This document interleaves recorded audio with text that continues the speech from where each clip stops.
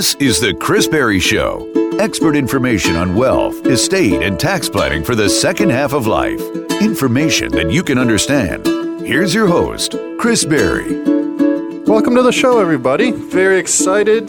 This week we have Lynn Breuer of ElderCare Solutions of Michigan, and she's going to go over what an ElderCare manager can do, or ElderCare coordinator can do, and also talk about the long-term care journey and how people transition from living at home to needing assisted living and nursing home care. Very excited to have Lynn on the show this week. We've had her on previously talking about Mind You, which is an innovative programming for keeping the brain sharp as we go into aging. And this week we're going to have her talk about just the role of a geriatric care manager and how it can really help families plan for the second half of life as they're navigating the long-term care journey. And we're going to start off this week, just like we do every week, with a positive focus, something positive that happened the previous week. And I think it's a great way we start all of our team meetings on Mondays with a positive focus where we go around the conference table and every team member shares something positive that happened. It's something that I also do with my family as we sit down for dinner. Each one of us will go around and share something positive that happened. So it's a great way to just start things off on a positive focus with that positive energy. And this week I have a couple. So first, very excited. My daughter Madison, she's 6.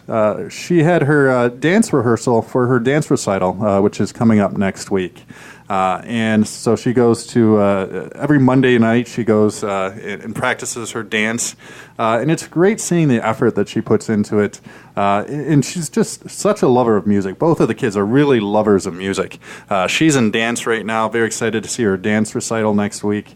And then also this summer, she's playing violin. And so very excited. She's going to be in where she practices. They do a music show every year. So I've been excited to see her practicing violin, which is a very difficult instrument to learn, especially for a 5 and now 6-year-old.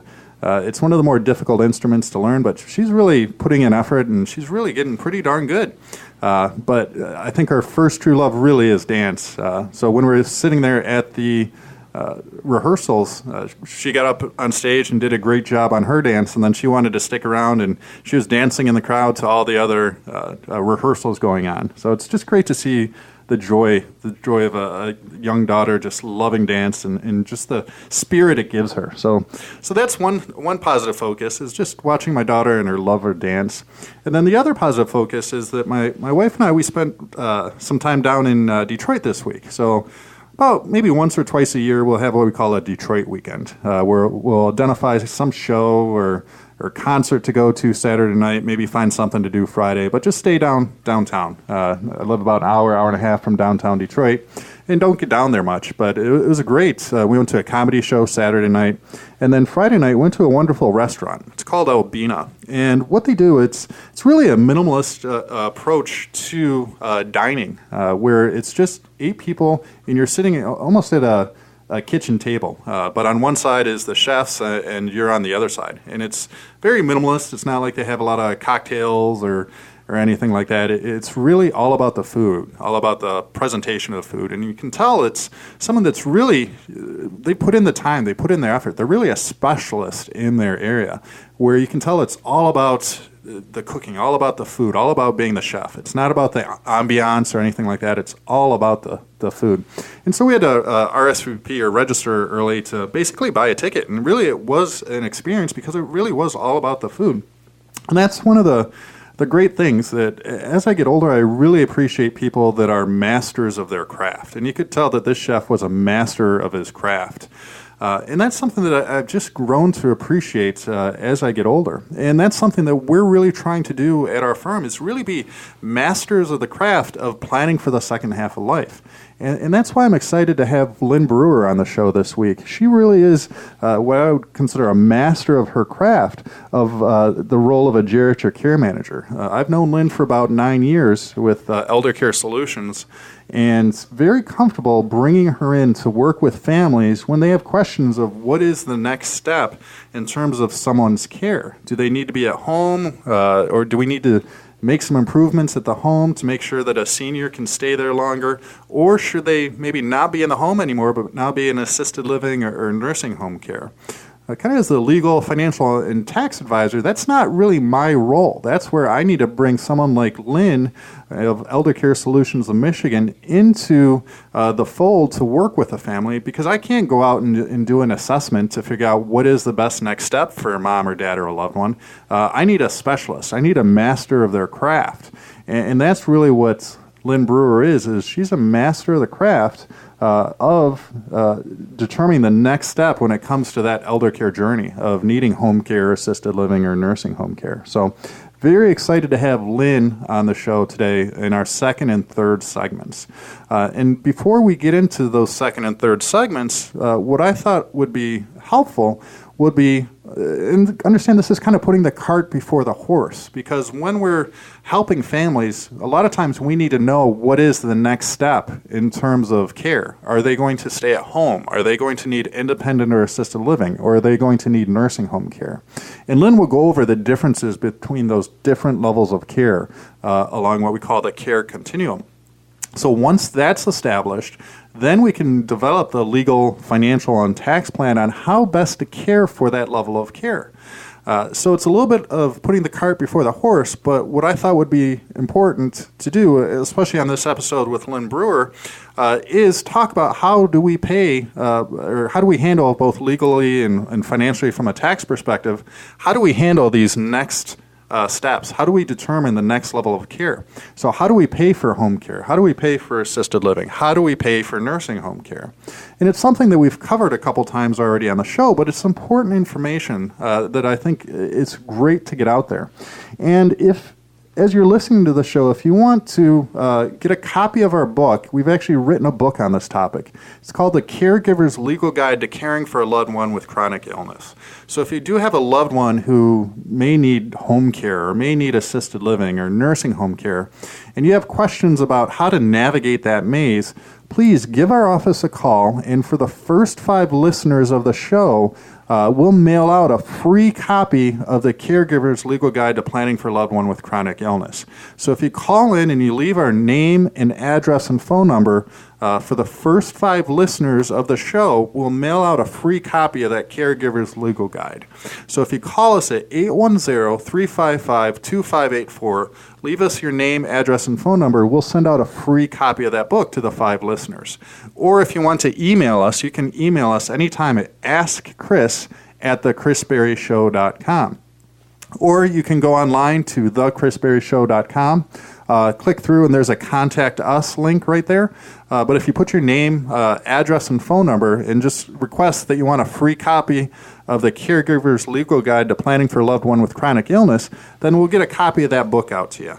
A lot of people have found it very valuable, and they've even shared it with their loved ones. Or if you want to see how this information applies to your situation, we have a live workshop that we do at least once, or actually in June, a couple times a week at one of our different locations. So we're coming to Ann Arbor Tuesday, June 11th at 6 p.m. And then we're in Brighton on June 20th at 2 p.m. We're in Livonia on Thursday, June 13th at 10 a.m. And then we're in Novi Tuesday, June 11th at 10 a.m. So those are free informational workshops where we talk about planning for the second half of life, planning for retirement from a legal, financial, and tax planning standpoint. And we spend a lot of time talking about the long-term care journey, things that Lynn is going to cover on our show today. And then we talk about legal and financial strategies on how best to pay for long-term care. Because as I'm sure Lynn will share, the cost of a nursing home is over $8, $9, $12, sometimes $14,000 a month. So the question is, how do we go about paying for that? And so that's really one of the focuses of our firm, is where we help families navigate this long-term care journey by figuring out ways to pay for long-term care. And at the end of the day, we break it into 2 strategies. And we only have 6 ways to pay for long-term care. So those 2 approaches are, first, we can plan ahead. So before we need long-term care, before we're diagnosed with Alzheimer's, or before we need home care or assisted living, one of the things we can do is we can kind of put things in place ahead of time. And the earlier we start thinking about these things, the more options we're going to have on the table. So we can plan ahead, where we can look at things like setting up an asset protection trust, like a castle trust, moving our assets into the trust, and then if we can make it 5 years before we need nursing home care, everything inside of that trust would be protected from the devastating cost of long-term care, meaning that we could have a governmental program like Medicaid help pay that cost of care, and then we could have a pot of resources available to pay for additional services to improve our quality of life, make sure that we have all of our needs met. Or if we're a married couple and one spouse needs long-term care, by planning ahead, moving our assets into a castle trust, we can ensure that if one spouse needs long-term care, that healthy spouse isn't completely impoverished having to pay for that care. So we can plan ahead, or we can look at asset-based long-term care strategies, where things that prior to being diagnosed with Alzheimer's or dementia or prior to needing long-term care, we can look at ways to leverage our assets to help pay for long-term care. For example, let's say you have $500,000 in an IRA, and that's your biggest asset. If you were to have a stroke and need long-term care, where's the money going to come from to pay for long-term care? It's going to come out of your IRA. Well, there's things we can do ahead of time where we can leverage your money, still keeping it as an IRA, but let's say we chip off $200,000 of that $500,000 IRA. It still remains pre-tax. We're just moving it from one IRA to another IRA, but now that $200,000 could be leveraged, so if you needed $400,000 of long-term care, it would be a $400,000 long-term care bucket of money. Or if you were to pass away peacefully in your sleep, that $200,000 that we've moved from one pocket to the other pocket now could be $400,000 worth of potential death benefit. And that's just one example. There's different ways that we can put it together. But the earlier we start thinking about these things, the more options we're going to have on the table. Now, you might be saying, well, Chris, that's great, but I already have a loved one that needs home care, or I have a loved one that was diagnosed with Alzheimer's, or I have a loved one in a nursing home. There's still things we can do at the last minute. We call these crisis planning strategies. So if you did have a loved one right now who is in a nursing home paying $8,000 to $12,000, $13,000, $14,000 a month, there's things we can do still at the last minute to try to protect those resources. For example, one of the things that we could look at doing is what's called a half-loaf plan, a Medicaid half-loaf plan. So think of it like a loaf of bread. Half of the money would have to go to the nursing home. The other half we could protect, maybe moving it into an asset protection trust. So basically, cutting in time, how long it takes to qualify for Medicaid, cutting that time in half, and then in the end, protecting half of the assets. And this isn't to make sure that the kids get some big inheritance or anything, because when you do go on Medicaid as a single individual, you're only allowed to keep $60 a month worth of your income. Only $60 a month. So your Social Security and pension, all that money has to go to the nursing home. And then to qualify for Medicaid, a single individual can only have $2,000 worth of countable assets. So by doing things like this half-loaf plan, what we're doing is we're protecting those assets so that the person who needs long-term care in the nursing home can have the best quality of life possible. Because the goal with this is to really age with dignity. And what we're trying to do is protect as many resources as possible because the system's broken in the sense that the more money you have, the more resources you have, the more choices you're going to have, and the better quality of those choices as it relates to long-term care. So that's really what we're trying to do, is trying to protect those choices so that as you go through the elder care journey of needing home care or independent living or assisted living or nursing home care, is Lynn will go over that you're receiving the best quality of care possible. And so that means protecting your resources, everything that you've worked so hard for over your life, and then bringing in whatever other governmental resources that are available, whether that's talking about Medicaid to help pay for nursing home care, or veterans benefits to help pay for home care or assisted living for veterans and surviving spouses who meet certain requirements. So these are things that we can bring in additional money to help pay for long-term care. Or if you do have a loved one who's already paying for home care, or maybe someone who thinks they wouldn't qualify for long-term care insurance, there's things that even if you do have a diagnosis or even if you're paying for long-term care now, there's still things we can do at the last minute to try to leverage those assets. Where if you do have an Alzheimer's diagnosis and you do have assets, there's some things we can do to try to protect those assets even at the last minute. And if you want some more information on some of these long-term care strategies, then give us a call because we have a free book called The Caregiver's Legal Guide to Planning for a Loved One with Chronic Illness, where it covers the 6 ways to pay for long-term care. It covers Medicaid planning. It covers asset protection trusts. And to receive a free copy for the first 5 listeners, all you have to do is give us a call at 810-355-2584 to request a copy of the book. Just leave us your name, your address, and your phone number. Or you can email us anytime at askchris@thechrisberryshow.com. Again, askchris@thechrisberryshow.com. Or you can go online to thechrisberryshow.com, click through, and there'll be a Contact Us link where you can submit your information there. So that free copy of the Caregiver's Legal Guide to Planning for a Loved One with Chronic Illness is available to the first 5 callers or listeners to the show, however you want to get a hold of us. And then again, if you do want more information on one of our clarity building workshops that are occurring in Ann Arbor, Brighton, and Livonia over the next couple of weeks, feel free to visit our website, and you can actually register right there online to one of the workshops. And if you click through, you'll see a list of where those workshops are. Space is limited, so you do have to RSVP. And join us as we continue this conversation talking about the long-term care journey as we bring on Lynn Breuer from ElderCare Solutions of Michigan.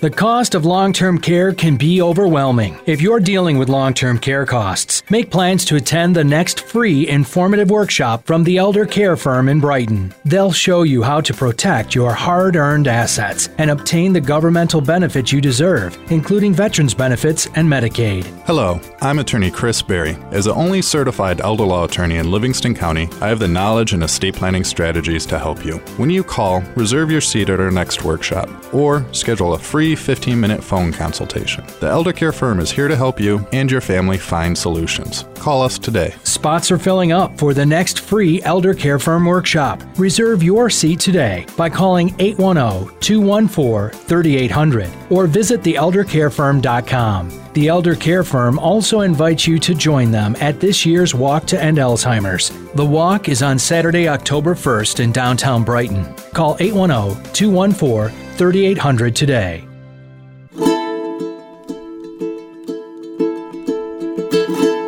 Very excited to have Lynn Breuer back on the show. How's it going, Lynn? Great, Chris. How about with you? I am doing fantastical. So, Lynn's with us today, and she works with ElderCare Solutions of Michigan. And Lynn, we've known each other, probably 8-9 years at this point? I think 9, yeah. Yeah.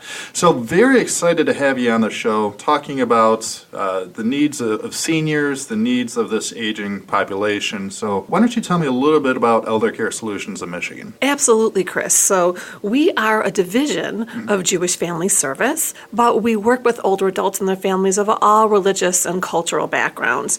But primarily our goal is to help older adults and their families navigate the many challenges that can come with aging in order to have the highest quality of life possible. Sure, yeah. And so with that and us knowing each other for 9 years or so, I'm guessing just like I've experienced, you've experienced, the numbers are starting to grow of individuals needing our services. Would you agree? Oh, absolutely, Chris. And you can tell that just by looking on every corner. It seems there's a new senior housing building going up, and they don't stay empty.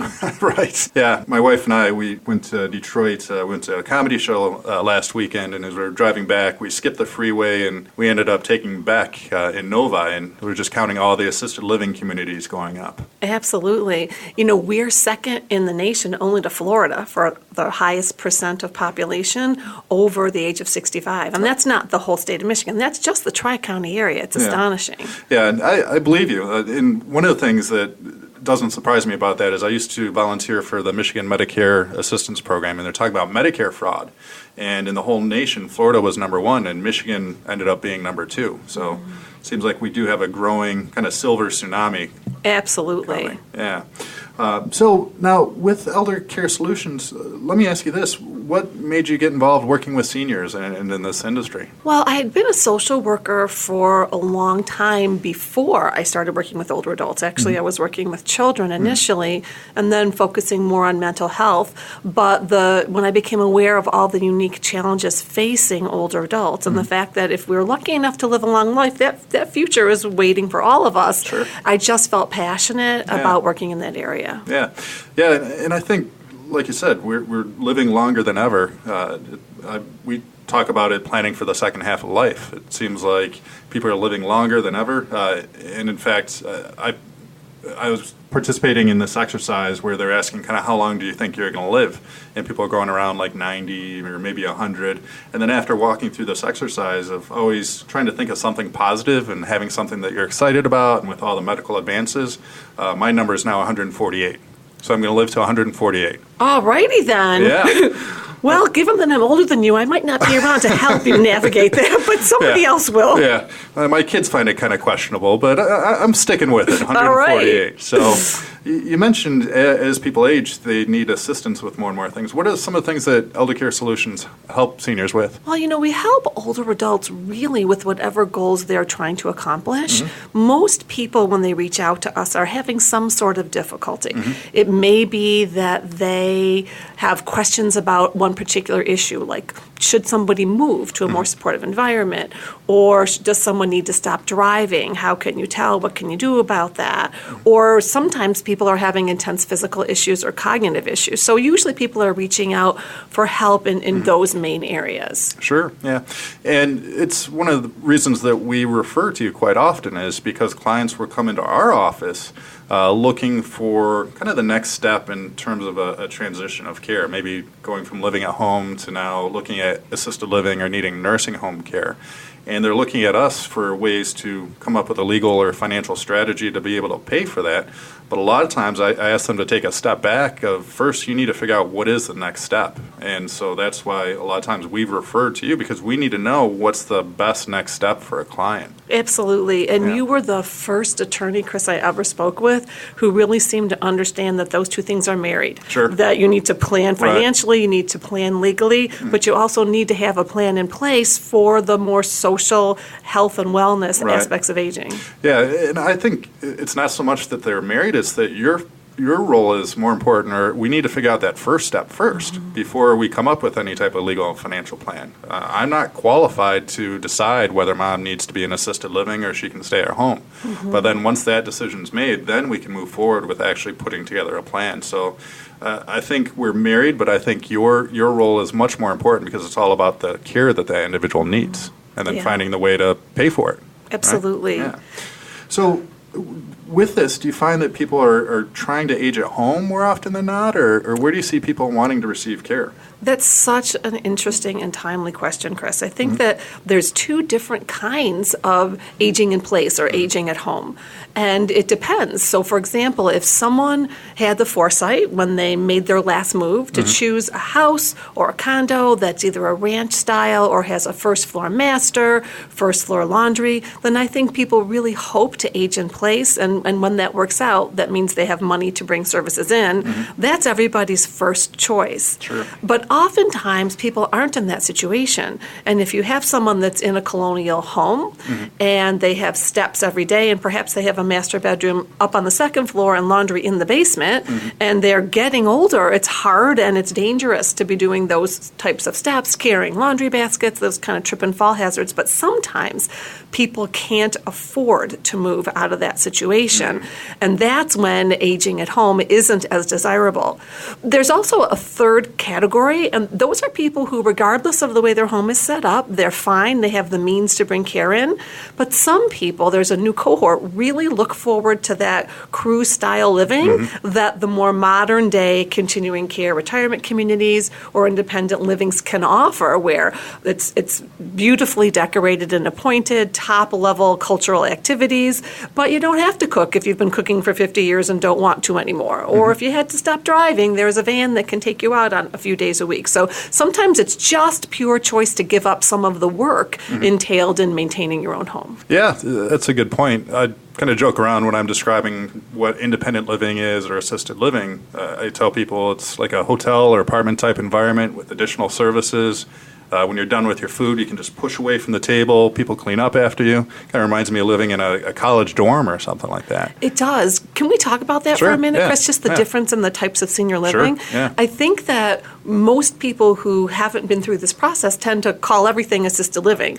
Or even nursing home. Like oh my gosh. lumping it all together. There you go. Yeah, right? But it's important to get the level of care correct the first time Sure. because if someone has to move multiple times, there's consequences to that. Transitions are always hard. Absolutely. They're hard emotionally, they're physically exhausting, and if somebody has any cognitive decline, they can be challenging cognitively. So independent living in a senior environment would be a building that's typically for people 55 and older, and it's a full apartment, the same way you or I might get an apartment. There's a full kitchen, everything is working, there's separate bedrooms, nothing really different except there will be meals involved and available if people want them. There might be some activities in the building, but that's it. Other than that, it's an independent full apartment.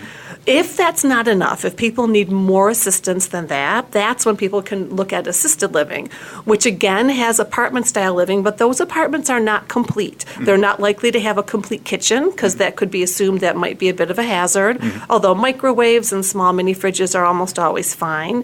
It's likely to be either a one-bedroom or a larger studio apartment, and the main advantage is not only are there meals available and activities available, but there's some care staff on site at all times. So routinely, if people just need someone standing by while they're showering, maybe because their balance isn't good, they can get that. Or just help in the evening, that's available. That built-in level of help is not there in an independent living.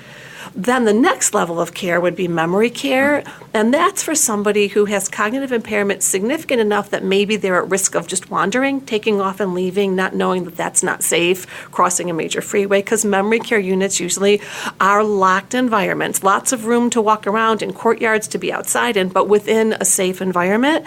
And then the activities that are there are geared towards helping people regain and retain, I should say, all the bits of cognitive functioning they still have. It's kind of a use it or lose it, whereas at a regular assisted living or independent living, activities are more for enjoyment than the purpose of regaining function. And then finally, nursing care, or nursing home as you refer to it, people need to qualify to get in. You need to need help with at least 2 activities of daily living, so bathing, transferring, toileting, all of that, things we take for granted, our ability to do every day. And then there's nursing care staff available round the clock. So that's kind of more that impression we might all have in our head of visiting a loved one in a nursing home years ago. Small room, perhaps a shared room, but aides and nurses and sometimes physicians available around the clock. That's sometimes paid for by Medicaid, as you well know, or Medicare if people are there just for a short term to get inpatient therapy following maybe a hip surgery or a knee surgery. So those are the 4 different levels of care if anyone's considering moving. Sure. Yeah. And what would you say kind of the cost for these different levels of care? So it really ranges tremendously depending on the area you're looking at and also how many bells and whistles are included with the package. So Sure. I would say independent living you can find in the upper teens, so maybe $1,800, for a one-bedroom apartment. That would not include tremendous amount of meals, maybe Right. 4 or 5 meals a week, all the way up to the low 4s, depending on if it's a brand new ritzy cruise ship style. Chandeliers. Yes, 2 meals a day included. Sure. Location. Assisted living, it's hard to find a little bit less expensively. I would say the most inexpensive I know of is going to be the upper 3,000s, maybe 3,800. That can range maybe up to $6,000 depending on the care people need. So independent living, you're just pricing your apartment, your rent, the same way you would at any apartment, plus the included meals. But once someone's at assisted living, there will be that room and board fee, but there is likely then an assessed cost of care. So someone who needs more assistance will pay more than their neighbor who might not need too much assistance at all. So you get a range. Even things as simple as managing medications. A few medications is less expensive than a lot of medications. So that's why there's a wide range. Memory care, probably in the upper fives to $6,000 to $9,000 range. It's quite costly. Tends to be more all-inclusive, though, where you're not having to have a bunch of fees added on top. So your care and your room and board could all be included into one. And then skilled nursing facilities, if they're not covered by Medicaid, if someone's not eligible, or if someone has run out of Medicare rehab or nursing days, that's going to be on the low end, $9,000, maybe up to $14,000 a month. Yeah, and then the question is, how do we go about paying for this? And that's your purview. Exactly. Yeah, that's a whole nother show. But yeah, the interesting thing with those prices, it seems like they're just skyrocketing. I remember when I used to tell people a nursing home was $8,000 to $12,000 a month, and then all of a sudden I was getting calls that mom's paying $350, $400 a day, $14,000 a month. And two things are just skyrocketing in terms of costs, and I'm seeing both of them, long-term care costs, just because of the work that we do. And then my kids are 8 and 6, and I'm looking at college costs in the future. I'm like, holy cow. It's pretty crazy.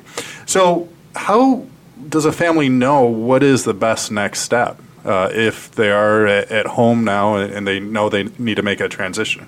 Or actually, let me take a step back. How do we know when it's time to maybe leave the house and look at that next step? So it's a great question, and the truest answer is to say that it's very individual, which would be why we would want to meet with someone ideally and talk about their unique situation. But to address it in broad brushstrokes, if people's homes can be set up to be safe, so again, we get back to what level is the bedroom on, what level is a shower on, can someone be maintained on one level? That's a plus. What sort of financial resources does someone have? Can they bring in that care that they might need in the morning, in the night, and so on? If so, there's no need for someone to leave their home. And ElderCare Solutions and as a geriatric care manager, is that something that you can help is to make sure the home is as safe as possible? Absolutely. So we do a thorough assessment as one of our services, and we'll probably get into describing that later, but a component of that is a thorough safety assessment looking for any modifications and tweaks that might be needed. So while we don't provide that, trust me, you don't want me putting in your grab bars, we do have referrals to make to trusted people who have certifications and working with seniors in that area. Sure. And so what are some of the challenges seniors face as they're going through this aging process or trying to make this decision of what the next step is? So sometimes it's a feeling of fear of losing independence. I think all of us, I don't think you or I, based on my knowledge of both of us, would be any different. But we've been in charge of our lives and very much in the driver's seat, literally and metaphorically. And I think sometimes the biggest challenge people face is fearing that if they take these steps to make their future a little bit safer, that they're somehow going to be viewed as less independent, less autonomous, more feeble, when in fact, from my perspective, it's the exact opposite. Somebody that's proactive and takes the steps they need to take and put supports in place is so much less likely to have that fall that lands them in the hospital in surgery and then a rehab stay, and then there's comorbidities that come after that. So I think the key to overcoming that is for all of us, and I know you and I do the best we can to publicize this, is just to take the stigma out of aging. And if we're blessed to live a long life, we'll make some changes that are, if we're smart, that'll help reduce our risk so we can have control of our lives. Right, yeah. And a lot of it's just about aging with dignity and maintaining control and delegating the things that maybe we can delegate so that we can live the fullest life possible. Absolutely. Right, yeah. So with that, stick with us as we continue the conversation with Lynn Breuer of ElderCare Solutions of Michigan. Now, Lynn, if someone does have a question or wants to see how this could apply to their situation, what's the best phone number to reach you? Sure. They can call our ElderCare line at 248-592-1944, or they can look us up on the website, which is eldercaresolutionsofmi.org. All right, wonderful. And stick with us as we continue our conversation with Lynn Breuer of ElderCare Solutions of Michigan.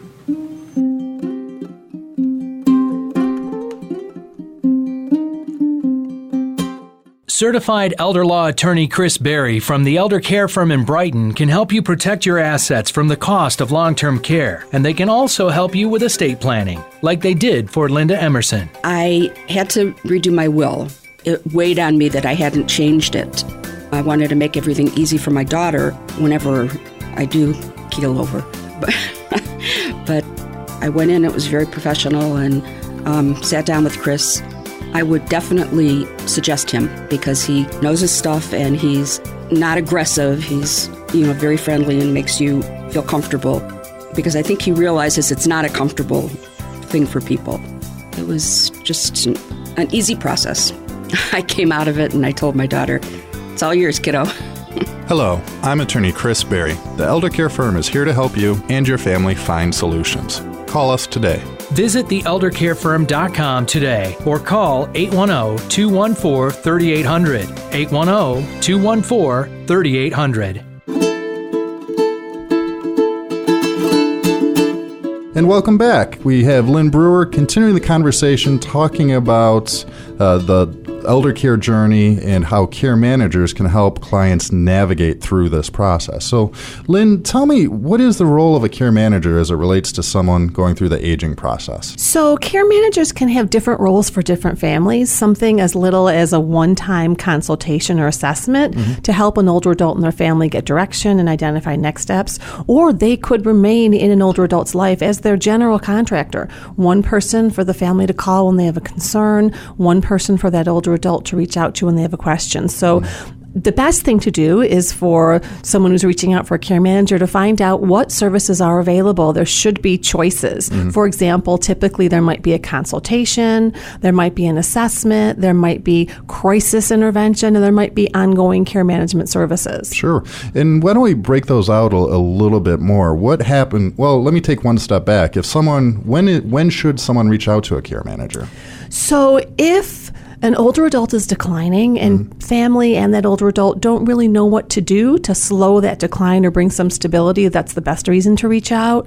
Other reasons would include if family members are disagreeing about the right step to take. Sometimes people think mom or dad needs to move. Others might think we need to keep them here, bring in home care. But siblings aren't disagreeing or mom and dad aren't on board. Families that disagree, Lynn? You wouldn't know anything about that, would you, Chris? But yeah, just a little, sometimes one meeting with a social worker or care manager can help families to get on the same page. Other reasons would be if family members do know what to do, but they're feeling so overwhelmed that they just need someone to take a little bit of the burden off their shoulders. That's a great reason to call. If there's an older adult who doesn't really have family or close friends in the area to step in and provide assistance, that would be another reason. And finally, I would say times of transition. If someone is contemplating a move, whether that's from home to a more supportive environment or even just a return home from a hospitalization, if someone's returning home with very different needs than before, those would be great times to reach out for help. Sure. And if someone were to reach out or need some assistance, a care manager, what's the best way to reach out or reach you? So I would say for us, you can call us directly or go through our website. There also is an Aging Life Care Association, and if people are computer savvy, they can Google that, put in their zip code, and they'll get a choice of care managers in the area. But I think it's really important not to just pick one, but to talk to a few people, find out pricing information, because it can be very different. For example, is there an upfront retainer or not? Are services rounded up or not? As well as backup procedures. What happens when your care manager is out of town or sick? Because you need to know you have coverage. So I'd almost do a couple of phone interviews to be sure you're finding the best fit for you. Okay. And if someone wanted to work with ElderCare Solutions, what's the best way to get a hold of you? Absolutely. Easiest way is to call 248-592-1944. If people would like more information about us on the computer, you can go to our website, which is www.eldercaresolutionsofmi.org. Great. And we'll have that information in the show notes if you go to thechrisberryshow.com or if you're listening online. Now, Lynn, you mentioned, I think, 4 different options as it relates to moving forward. So let's say the family has reached out to ElderCare Solutions or a geriatric care manager. Now, how would you be able to help them, or what were those services? Absolutely. So I would generally start by getting a little bit of information over the phone from people to find out what's going on and then describe our services for them. So a consultation at ElderCare means that usually families reaching out. Every once in a while, it's the older adult themselves, but usually family has a question or a concern in one specific area. So it might be someone has to move. Maybe someone needs to stop driving. Perhaps someone has a new dementia diagnosis. So there's one focus. If that's the case, I'll most often recommend a consultation because we can go deep enough in just one area, just in a 1-hour meeting. The older adult does not have to be there. Typically, consultations are held in our office, so that cuts down on the cost as well because there's no travel time involved. So it's just sometimes the best way for people to start. They'll leave still taking that next step they had identified, whether it concerned driving or moving, but now they will have all the information that they need and have had a chance to ask any questions that they might have and get any resources that we're aware of. So when they leave, they're armed to take that step rather than just knowing it's something they should do but not having any idea how to go about it. That's pretty much the opposite of an assessment. An assessment would be triggered if someone is saying that they have no idea where to start. They're just seeing decline. It might be physical decline with frequent hospitalizations or falls, cognitive decline, psychiatric decline, and people don't know how to help. If that's the case, one of our care managers needs to go wherever that older adult is. Ideally, if they're in wherever they live, that's best. But sometimes these assessments are done bedside in the hospital or in a skilled nursing facility if that's where the immediate need is. And it's a very thorough social work assessment. So assessing things like people's ability to care for themselves, so activities of daily living, things we take for granted. Can I get in and out of the chair and bed? Can I dress myself? Can I feed myself? Do I have my own ability to move about safely? After that, we're going to assess people for geriatric depression if that seems indicated. We can get a cognitive baseline screen if that seems to be an area of concern, just to be able to watch it over time. We're going to assess their medication management systems. We're not doctors or nurses, so we're not giving recommendations in that area, but sometimes people are not getting their medications accurately because they don't have a system in place. So that's something we can assess and help with. We're also going to look at their social wellness. Is this someone that's supported in any way, connected in any way? Or do they need information on what can you do in your mid-80s in the local area? That's something that's sometimes hard if people don't have that. We're also going to assess for legal and financial services that they may be available for them. And we'd also want to look at documents if they're willing to share to see if we need to perhaps make a referral to you if those need to be updated. Perhaps they're drawn up before HIPAA laws went into effect, things like that. At the end of that assessment, which takes a couple hours typically, we're going to come back and we're going to write some suggested next steps in all of those key areas. And the nice thing about our assessment is whatever we're recommending, we're going to give suggestions for who can help with that. So if I'm saying that home care would be helpful, for example, to have an aide come in, we're going to talk about how many days a week, how many hours per day, what tasks can they do, and what are some credible, reputable home care companies that they can feel safe reaching out to. Yeah, and that's important because, correct me if I'm wrong, in Michigan we don't have much licensing around the idea of home care, and it seems like there's more Starbucks popping up than home care companies, so it's good to be able to tell the good ones from the bad ones. You're absolutely right. The only licensing we have is for skilled home care, so physical therapists, nurses, but that private duty aid that comes into our homes, there's no licensing requirement at all in our state. Yeah. So we talked about the assessments, we talked about the consultation. What other services are then available?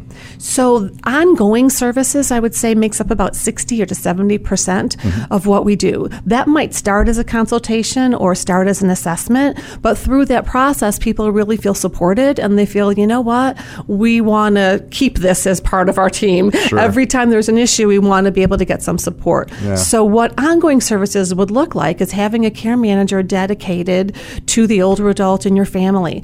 Typically, best practices in the field suggest a contact once a month to look at baseline changes in cognition. Is someone confused when we open, when we knock on the door and they open it up? Changes in nutrition. Is someone wasting drifting away? Do we need to talk to the doctor about maybe adding supplements? Changes to balance. Is someone teetering and almost falling on their way back to the couch from letting us in? So while ongoing services feel very social, because their purpose is to build a relationship. So when things do change, that older adult is comfortable candidly sharing that information. We're also being eyes and ears for the family. And so if all goes well, at the end of that, at least through ElderCare Solutions, at the end of a monthly check, we would just email the family if all is well, letting them know. But if there's a concern, we would address it in the immediacy. So before leaving, we would call that family contact and say, I'm here with your mom. Today's not a really great day. She seems a little confused. It could be just a change in her cognition, but maybe there's a simple explanation. Perhaps she's dehydrated. Perhaps she has a urinary tract infection. Can you get her to the doctor? And if family can take over, great, we did our job. We were the eyes and ears. If family's unable, either because they're not living locally or they might not be able to leave work, then we would call the doctor. We would drive that client in our car. We would go in the exam room, take copious notes, share that information with family. So that's an example of ongoing for someone who's just being preventive. For someone who has higher needs, in addition to that, we might be handling all the coordination of medical care, being sure that all the appointments are scheduled, all procedures are scheduled, that when one doctor changes a medication, all the other physicians on the team are aware. So much medical information gets lost, and especially in the older adult population, that causes a whole host of problems that we hope to avoid. We can also help by coordinating home care. Some families just want a referral from us and they can pick up the ball and make all the arrangements, but others would prefer that we screen caregivers personally for a personality match, that we coordinate the schedule and put a calendar together so that older adult knows who to expect when they're opening the door on what day. But the real benefit of ongoing services is that people have access to their care manager 24/7. Crises don't seem to respect the concept of business hours. Nothing bad can happen on a holiday. Never, or in the middle of the night. Yeah. So most care managers, absolutely us included, are available 24/7. We use electronic medical health records, so if by chance your care manager happens to not be the person on call, everyone on our team can access those records and is familiar with the history of that client, because we share that information at our weekly team meeting, so anybody can step in to help and be fully briefed. If there were a crisis, we would go to the hospital, we'd call family, we would stay as long as they want us to, acting as that advocate. There have been times I'm actually in the trauma room with the doctor, and I've got an adult child on my phone in another state. And so I'm facilitating that power of attorney is able to speak directly with the physician and make medical appointments. So that's ongoing services. Sure. Yeah, that sounds like something that would be very valuable, especially with children who are now living out of state. And Yes, I really think that the families get tremendous peace of mind. Our focus, of course, is always the older adult, but we have so much contact with adult children. They call every time they're worried. They call if they hear something they don't like when they talk to their parents on the phone. So a tremendous amount of caregiver support is part of the package, or should be, when you're working in an ongoing way with a geriatric care manager. Yeah, and I think you hit the nail on the head of really what a family is receiving is that peace of mind, that we're doing everything we can to make sure that older adult is protected and in the best position possible. Absolutely. And when you have a care manager on board, you're able to just be the daughter, just be the son, and not have to play that role of, no, I'm the gatekeeper for the services that you need, and have to have those tough conversations. Sometimes families prefer us to have the tough conversation. And speaking of a gatekeeper, so do you ever have problems with the older adult not allowing you in or to participate? So we haven't really had that be a problem in reality, but what it often is something that takes careful planning around. Family will be concerned about that, so we'll do a little bit of brainstorming about what's the best way to broach this so that the older adult doesn't feel threatened, doesn't feel a need to have their defenses up, but really understands it as part of helping them with what they want. One of my typical suggestions is to say something like, Mom or Dad, we know that you don't ever want to move, that we want to stay here as long as possible. Let's bring people in who help us do just that. Sure, yeah. Now that makes sense. And then when you were talking previously about being in the surgery room, I was wondering how are doctors allowing you access? Are the clients naming you as a medical power of attorney or anything? That's a great question, Chris. No. So we can't stand as power of attorney, either medically or for durable, for anybody, because that would be conflict of interest. We're a nonprofit. We have to follow those guidelines. But what we do have are authorizations to release, disclose, and obtain information. So the client, that older adult, or their power of attorney signs documents when they first become clients with us that just give us permission to speak with those people they identify. So every client will identify different people with whom we can share. Typically, it's physicians, it's the closest hospital, it's their attorney, if they in any way want us to be able to speak with that person, and family members. Sure.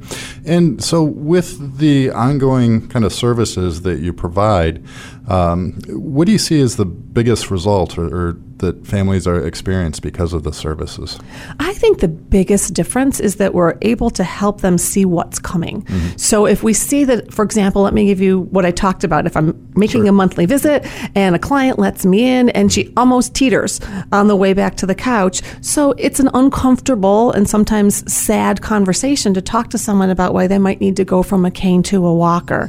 But by doing that, we've really reduced the likelihood that someone's going to have a fall that would land them in the hospital and then in rehab, and there's comorbidities for people when that happens later in life. So I think people feel peace of mind that if there's something preventive or proactive that can be done to keep up with changing needs, they're taking care of that. And I think the bigger piece is when trouble does happen, because sometimes people will have a crisis, even if it's just for a couple of weeks, that they have somebody boots on the ground right there who can be at the hospital every single day for grand rounds to be able to talk to that doctor, share information, concerns, relay it back to the family. So it's a sense of being connected, a sense of being proactive, and a sense of not being in it alone. Sure, yeah. And I think care management is such an important piece of the puzzle. We can't do our job as attorneys and advisors. We're coming up with a legal and financial plan to provide the care, and that's where we need the care managers to help these families understand what level of care do they need and help them secure that care so that we can then do our job of paying for that care, figuring out ways, whether it's veterans benefits or long-term care insurance. But it's such an important piece of the puzzle. And again, Lynn, as we're wrapping up, what's the best way if a family is looking for care management or wants to take the next step? What's your website and phone number again? Sure. The telephone number is 248-592-1944, and the website is www.eldercaresolutionsofmi.org. Okay. And again, we'll have that information in the show notes. But Lynn, it's been a pleasure having you on the show, especially when we're planning for parents and older adults. This care management piece is one of the most important pieces. So I appreciate you sharing all that information. And again, one last time, what's the phone number and website? 248-592-1944 and www.eldercaresolutionsofmi.org. Thank you for having me on the show, Chris. Sure. Thank you, Lynn. And I hope you enjoyed the show this week. Make it a great week. Talk to you next week. Take care.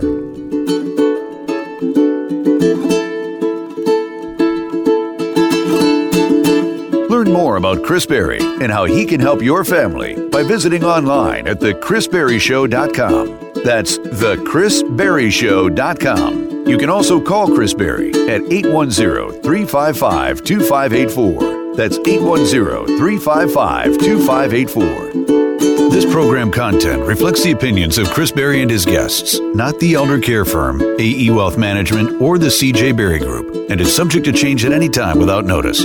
Content provided herein is for informational purposes only and should not be used or construed as investment or legal advice or a recommendation regarding the purchase or sale of any security or to follow any legal or tax strategy. There is no guarantee that the strategist's statements, opinions, or forecasts provided herein will prove to be correct. Past performance is not a guarantee of future results. Indices are not available for direct investment. Any investor who attempts to mimic the performance of an index would incur fees and expenses which would reduce returns. All investing involves risk, including the potential for loss of principal. There's no guarantee that any investment plan or strategy will be successful. We recommend that you consult with a professional dedicated to your needs. This program is furnished by the ElderCare firm. If you or a loved one is facing long-term care costs, make sure you talk with certified elder law attorney Chris Berry from the ElderCare firm, like Jennifer did from Howell. This past summer, my mom had to transition into a nursing home. So we contacted Chris to help get things in order. You know, I wanted the best. I wanted somebody who knew what they were doing. Chris was able to help save a lot of that money that my mom and dad both worked so hard for. I thought that everything would have to go to the nursing home, but it didn't. He was able to save us half of everything that would have gone if we hadn't contacted the ElderCare firm. And we're all happy about that.